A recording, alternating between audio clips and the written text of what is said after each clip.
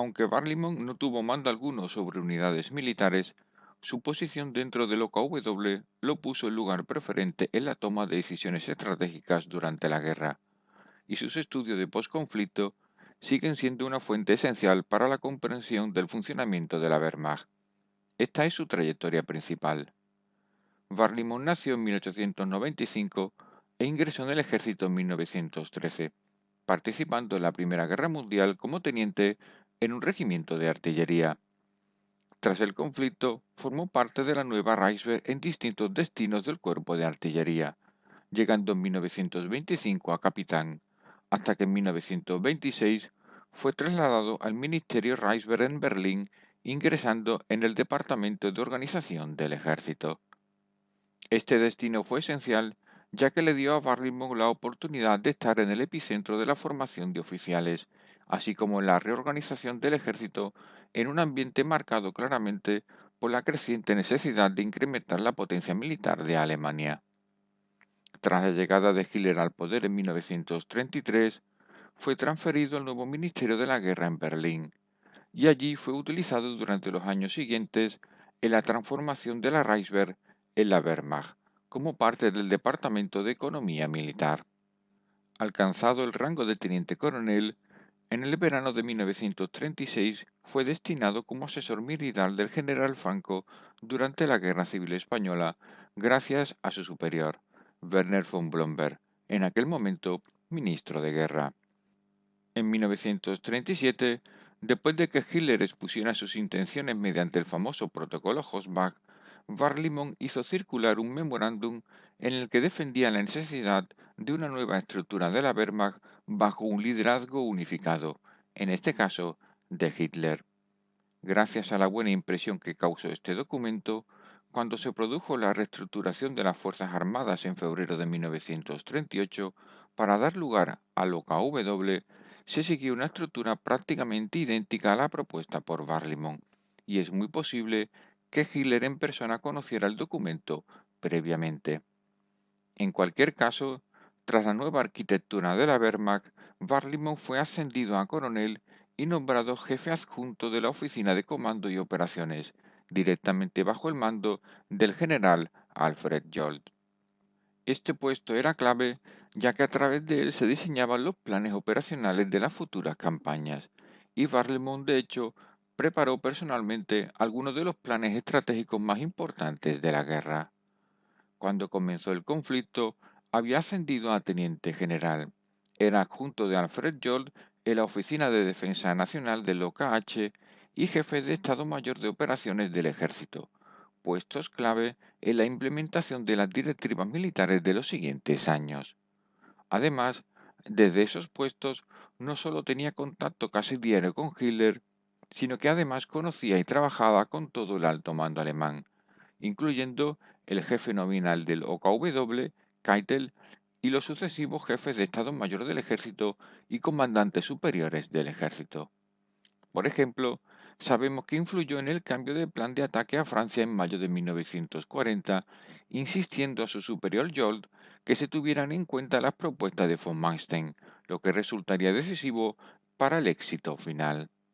Por otra parte, también participó en la elaboración del Plan de Operaciones de Ataque a la URSS en 1941, algunas de cuyas ideas fueron incorporadas por Hitler en la directiva final, en especial la importancia de Leningrado.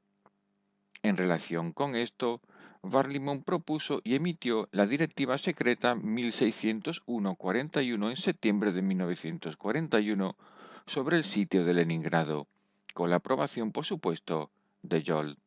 En ella, Barlimont proponía el bloqueo hermético de la ciudad y arrasarla completamente, enviando a los supervivientes al este.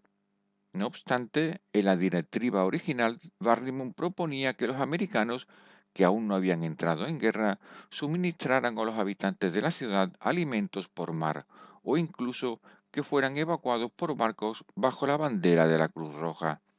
Esta parte no fue incluida en la directiva final de octubre de 1941. Significativamente, Barlimont fue el firmante de la famosa Orden de los Comisarios, para ser distribuida a los comandantes del ejército en el frente del Este, con fecha inicial de 6 de junio de 1941. Hay que recordar que esta orden dio pie a fusilamientos sin juicio en los territorios ocupados y generó rechazo casi general entre los comandantes del frente, aunque también es cierto que la firla de Barlimont lo fue en representación del jefe del OKW, es decir, de Keitel.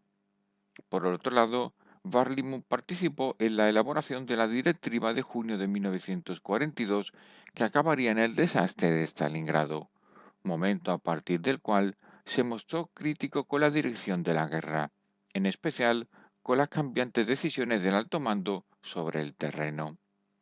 En abril de 1944 pasó al grado de general de artillería y resultó herido levemente cuando el atentado contra Hitler del 20 de julio de 1944. Parece que tuvo contacto previo con von Kluge, uno de los conspiradores, pero no se pudo probar su implicación en dicho atentado. En cualquier caso, Hitler comenzó a mostrar desconfianza hacia Barlimont y en el otoño de 1944 fue enviado a la reserva donde concluyó la guerra. Durante el juicio de Nuremberg en 1946, testificó contra su antiguo jefe Alfred Joll, a quien señaló como principal responsable de las directivas de los comisarios y otras órdenes potencialmente criminales. No obstante, esto no le libró de ser encausado en el juicio contra el alto mando en 1948 y condenado a cadena perpetua. Sin embargo, fue liberado en 1954 y murió en 1976. En 1962, Barlimont publicó un libro esencial llamado En el cuartel general de Hitler, en el que narra la evolución de la política militar durante la guerra, la estructura y principales medidas. Aunque no niega su participación en la elaboración de planes de guerra, se desliga de toda responsabilidad, en especial respecto a las órdenes de los comisarios. Este libro es una de las fuentes principales para conocer cómo se tomaban las decisiones durante la guerra, aunque por otra parte son muy poco conocidos los más de 20 estudios que hizo para los norteamericanos después del conflicto y que se conservan en los archivos nacionales en Washington. Estos estudios muestran un notable lado académico de su autor, una gran habilidad narrativa y un excelente conocimiento del funcionamiento de la maquinaria militar alemana, siendo a día de hoy una fuente fundamental de interés. En conclusión, Barlimont demostró durante la guerra una gran habilidad para el diseño de planes estratégicos, muchas de cuyas ideas quedaron plasmadas en diversas directivas. Su lado oscuro posiblemente sea la implicación en determinadas órdenes consideradas criminales tras la guerra, aunque siempre pudo esconderse tras Alfred Joll y el cumplimiento de órdenes.